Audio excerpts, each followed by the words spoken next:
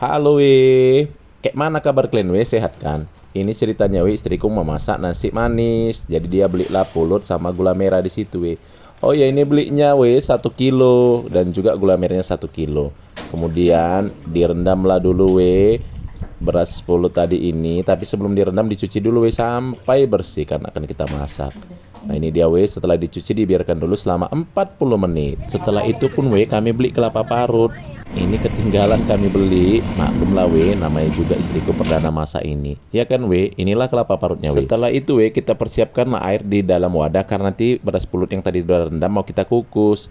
Jangan lupa nyalakan api kompornya ya we, kalau nggak nanti airnya itu tidak akan mendidih gitu we. Setelah itu kelapa parutnya kita blender we supaya saripatinya keluar. Dan jangan lupa diperas we santan kelapanya. Cukuplah santan kelapanya aja yang diperas ya we.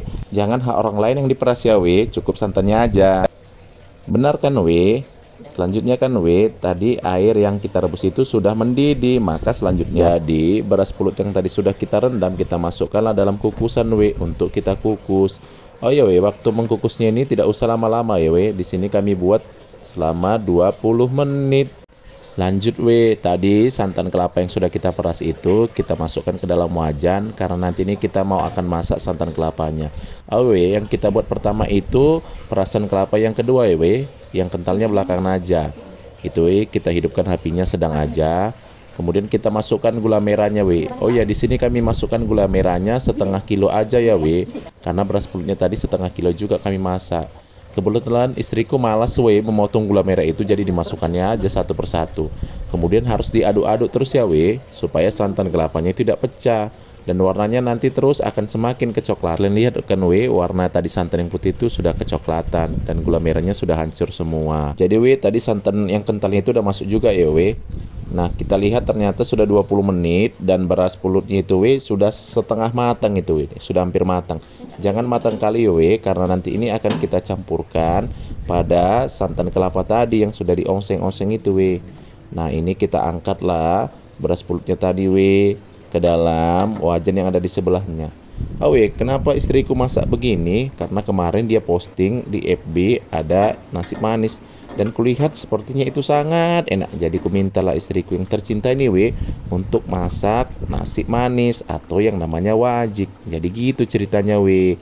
Karena memang kebetulan istriku ini jago masak we. Ya terbukti setiap masakan istriku ini selalu habis ku makan. Iya kan sayangku, cara ngeo. Jadi gitu ceritanya we, kenapa kita hari ini memasak nasi manis. Nah kalian lihat kan we, itu nasi manisnya sudah hampir matang. Jangan lupa terus diaduk-aduk ya we, dan apinya juga kecilkan sampai nanti santan kelapanya itu sudah menyatu dengan beras pulut tadi. Nah beginilah we jadinya. Dan terakhir we, kita tutuplah dulu sebentar karena sebentar lagi akan masak. Jangan lupa api kompornya juga dikecilkan.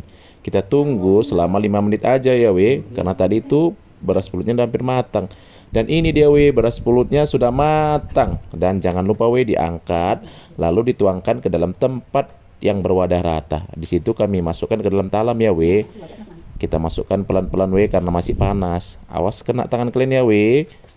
Nah itu kita masukkan semua. Kemudian kita pipihkan atau kita padatkan supaya nanti bentuknya bagus dan semuanya rata. Begini ya we bentuknya.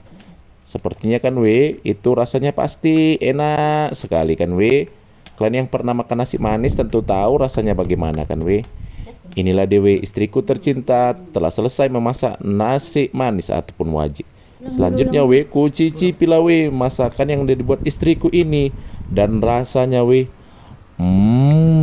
maknyus seperti terbang we hati ini sampai ke langit ketujuh. Ya kan sayangku, Mantap. memang kamu koki yang paling handal. I love you sayangku. Mwah.